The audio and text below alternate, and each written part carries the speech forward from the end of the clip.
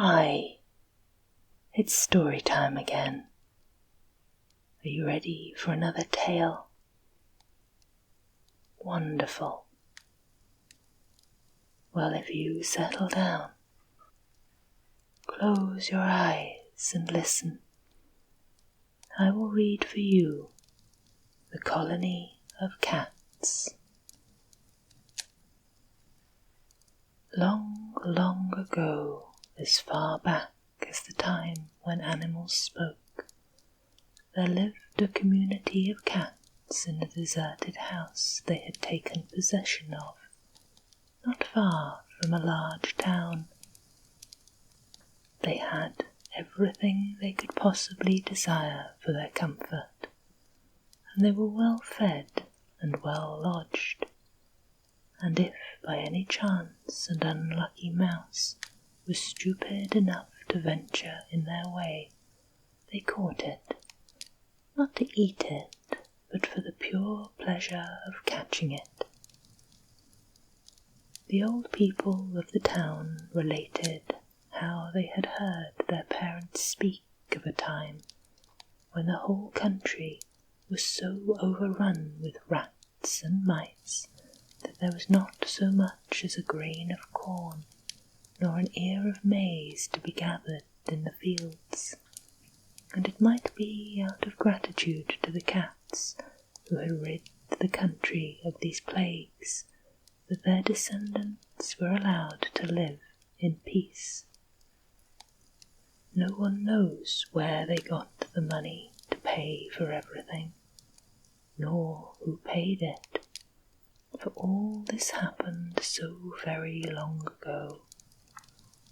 But one thing is certain, they were rich enough to keep a servant, for though they lived very happily together, and did not scratch nor fight more than human beings would have done, they were not clever enough to do the housework themselves, and preferred at all events to have someone to cook their meat, which they would have scorned to eat raw. Not only were they very difficult to please about the housework, but most women quickly tired of living alone with only cats for company. Consequently, they never kept a servant long, and it had become a saying in the town, when anyone found herself reduced to her last penny, "I will go and live with the cats." And so many a poor woman actually did. Now Lizena was not happy at home, for her mother, who was a widow, was much fonder of her elder daughter, so that often the younger one fared very badly, and had not enough to eat, while the elder could have everything she desired.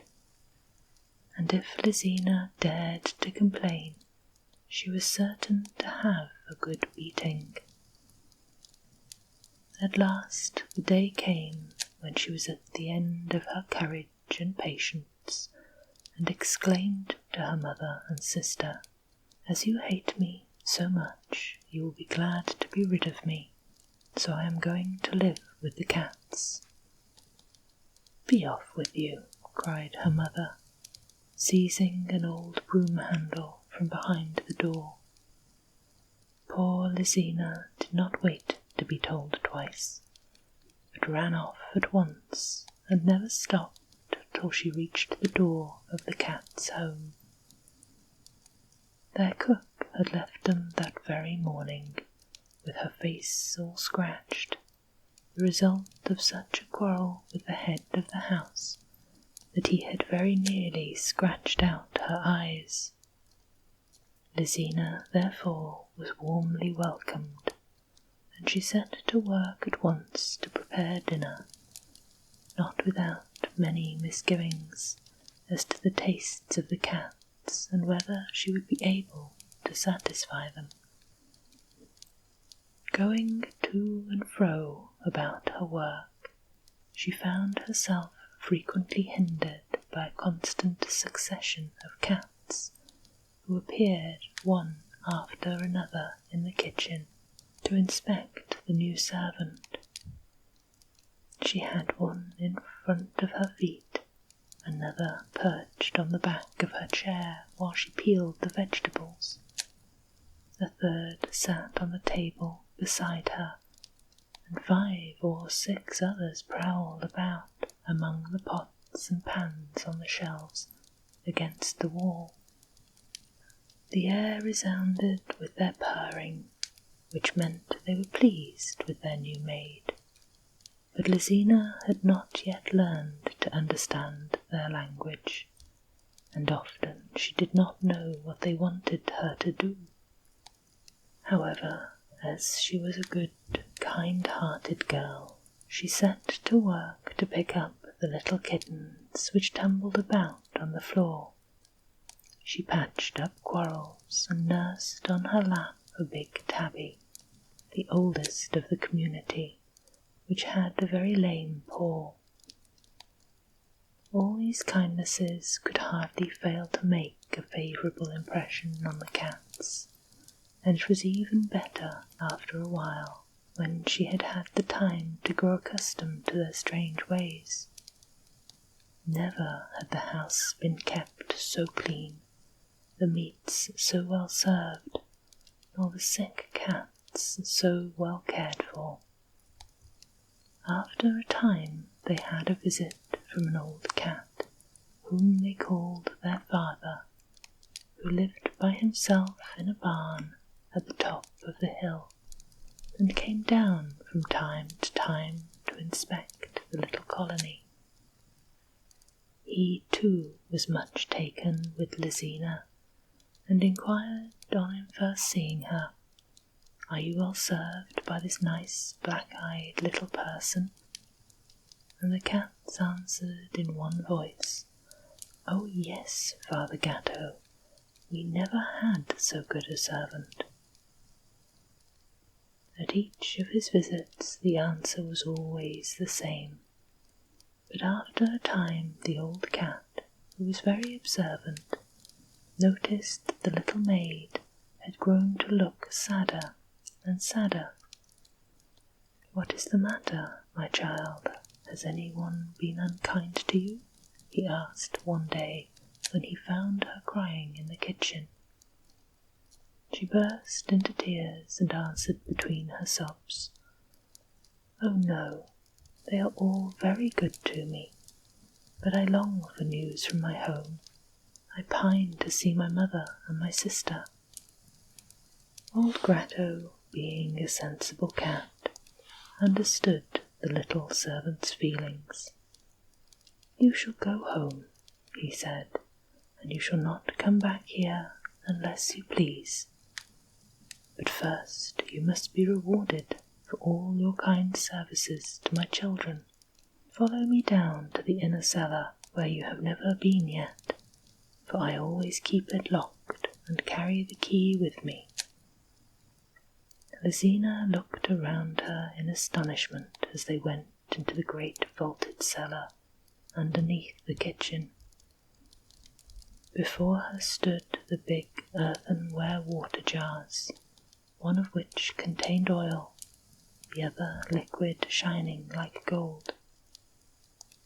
"In which of these jars shall I dip you?" asked Father Gatto, with a grin that showed all his sharp white teeth, while his whiskers stood out straight on either side of his face. The little maid looked at the 2 jars from under her long, dark lashes. "In the oil jar," she answered timidly, thinking to herself they could not ask to be bathed in gold. But Father Gatto replied, "No, no, you have deserved something better than that." And seizing her in his strong paws, he plunged her into the liquid gold. And wonders of wonders, when Lizena came out of the jar, she shone from head to foot like the sun in the heavens on a fine summer's day. Her pretty pink cheeks and long black hair alone kept their natural colour. Otherwise she had become like a statue of pure gold. Father Gatto purred loudly with satisfaction. "Go home," he said, "and see your mother and sister. But take care, if you hear the cock crow, to turn towards it. If, on the contrary, the ass brays, you must look the other way." The little maid, having gratefully kissed the white paw of the old cat, set off for home. But just as she got near her mother's house, the cock crowed, and quickly she turned towards it. Immediately a beautiful golden star appeared on her forehead, crowning her glossy black hair. At the same time the ass began to bray, but Lizena took care not to look over the fence into the field where the donkey was feeding.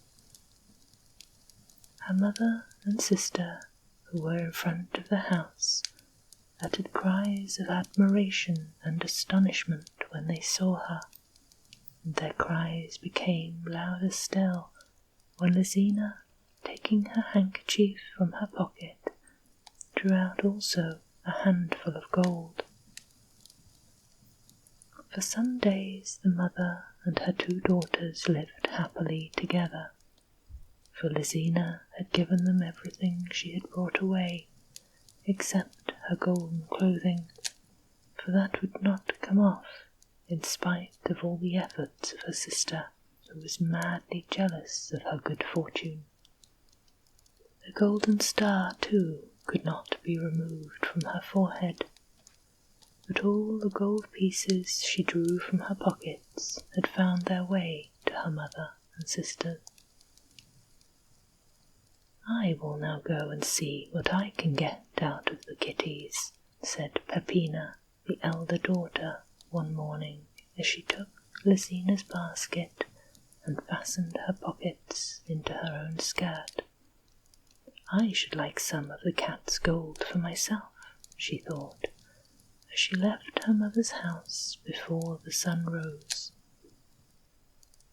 The cat colony had not yet taken another servant, for they knew they could never get one to replace Lizena, whose loss they had not yet ceased to mourn.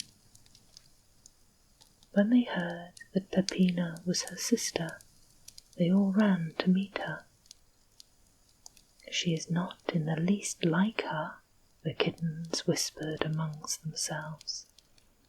"Hush, be quiet," the oldest cat said. "All servants cannot be pretty." No, decidedly she was not like Lizena at all. Even the most reasonable and large-minded of the cats soon acknowledged that.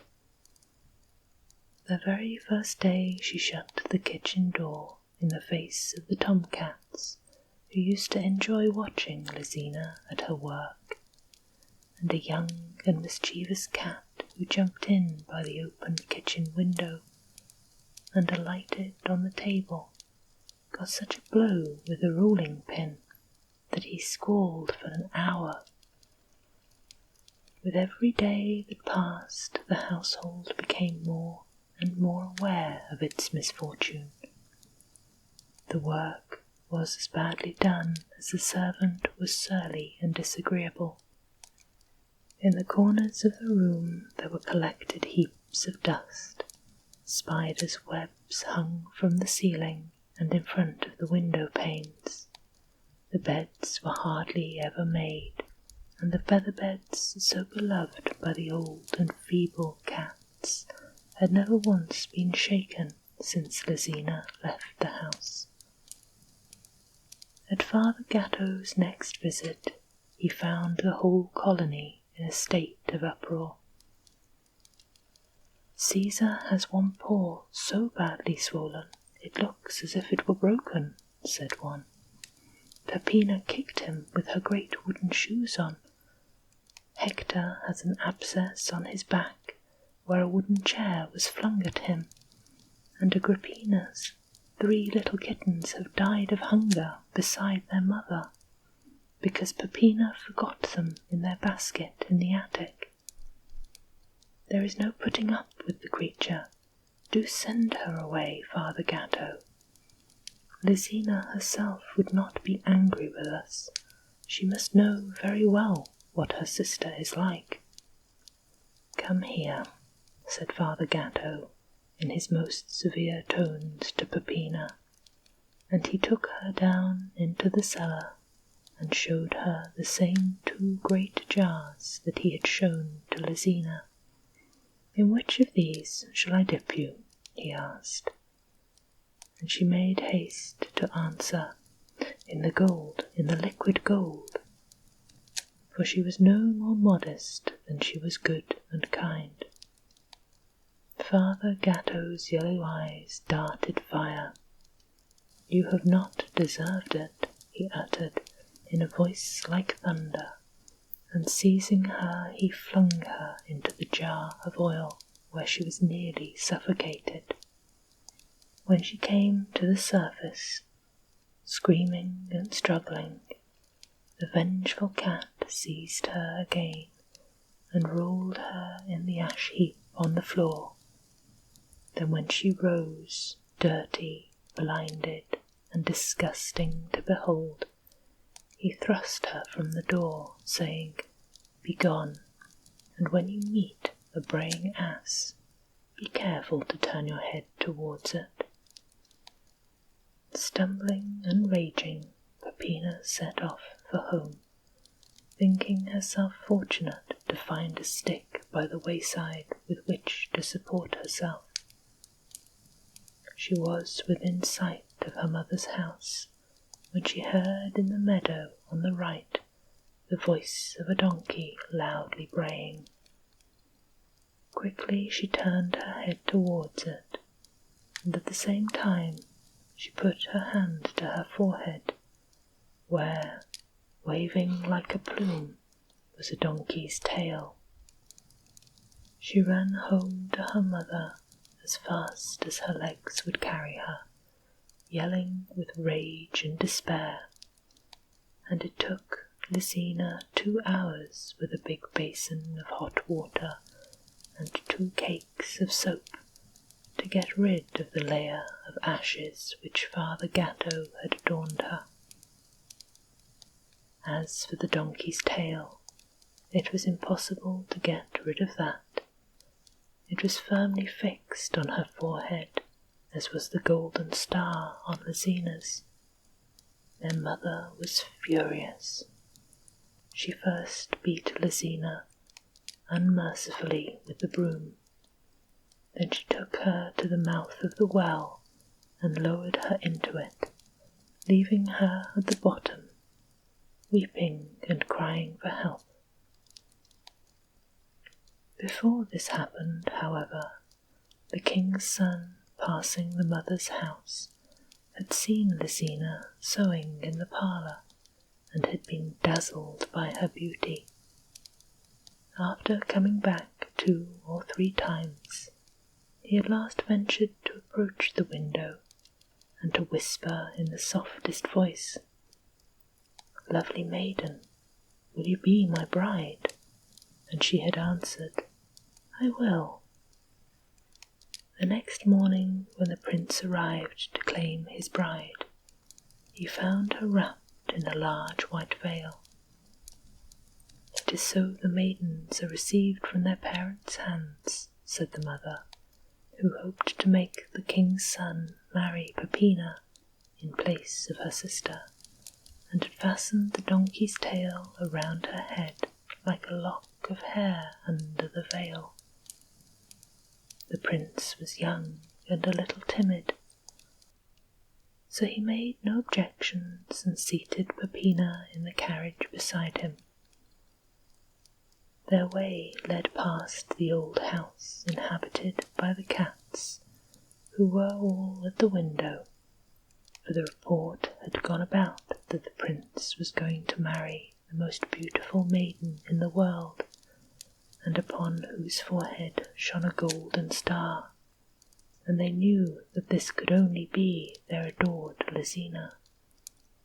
As the carriage slowly passed in front of the old house,